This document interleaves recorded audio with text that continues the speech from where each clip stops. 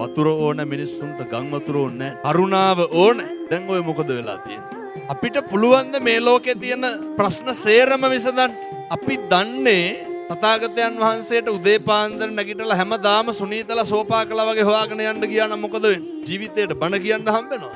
හැමදාම මිනිස්සු හොයාගෙන යන්න වෙනවා. මගේ අතේ තියෙන්නේ මට දැන් දෙන්න පුළුවන් දෙයකට ඇල්වතුර වීදුරුවක් විතරයි. ඒක දීලා සතුටු වෙන්න. හැබැයි ඕකෙම අනිත් පැත්ත දෙන අපිට වැඩිපුරම රිද්දන්නේ අපිට වැඩිපුරම ගරහන්නේ අපිත් එක්ක ඉන්න මිනිස්සු. මේ දරුවන්ට කියවිලා නැද්ද කවදාවත් මම හිතුවේ නෑ ඌ මට මෙහෙම කරයි කියලා. කවුද ඌ කියන්නේ? ළඟම කෙනෙක් කවුරු හරි. ළඟම කෙනෙක්. ඕවර් තින්කින් යන්නේ පිට අයටද ළඟ අයට? ළඟ අයට. මතක තියාගන්න. මේ ලෝකේ හැම එකක්ම වෙනස් වෙනවා. මොකක්ද මේ ලෝකේ වෙනස් වෙන්නේ?